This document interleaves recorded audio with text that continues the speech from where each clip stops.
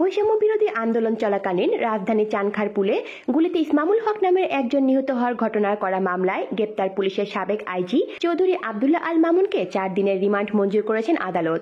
মঙ্গলবার Dhaka metropolitan magistrate সাইফুজ্জামানের আদালতে এই রিমান্ড মঞ্জুর করেন। এর আগে এদিন সকাল 8টার দিকে তাকে আদালতে আনা হয়। এ সময় মামলার তদন্ত কর্মকর্তা শাহবাগ থানার উপপরিদর্শক মাইনুল ইসলাম খান পুলক তাকে মামলায় গ্রেপ্তার দেখানো সহ 10 দিনের রিমান্ড চেয়ে আবেদন করেন। শুনানি শেষে আদালত তার 4 দিনের রিমান্ড মঞ্জুর করেন। গত 3রা সেপ্টেম্বর রাতে মামুনকে গ্রেপ্তার করেন ডিবি পুলিশ। পরের দিন 4 সেপ্টেম্বর ভোর 6:30টার দিকে তাকে ঢাকার চিফ মেট্রোপলিটন ম্যাজিস্ট্রেট আদালতে হাজির করেন পুলিশ।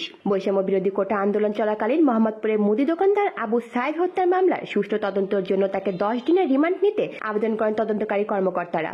অন্যদিকে তাদের আইনজীবী রিমান্ড বাতিল চেয়ে জামিনের আবেদন করেন। উভয় পক্ষের শুনানি শেষে ঢাকা মেট্রোপলিটন ম্যাজিস্ট্রেট আখতারুজ্জামান তার জামিনের আবেদন নামঞ্জুর করে 8 দিনের রিমান্ড মঞ্জুর করেন। চানখারপুলে গুলির ঘটনায় 5 আগস্ট মোহাম্মদ ইসমামুল হক নামের একজন নিহত হন। এই ঘটনায় শেখ হাসিনা সহ 5 জনের নাম উল্লেখ করে আরো অনেককে অজ্ঞাত দেখিয়ে গত 25 আগস্ট নিহতের বড় ভাই মোহাম্মদ মহিবুল হক বাদী হয়ে শাহবাগ থানায় একটি মামলা করেন। মামলায় আব্দুল্লাহ আল মামুন এজাহার নামীয় আসামি।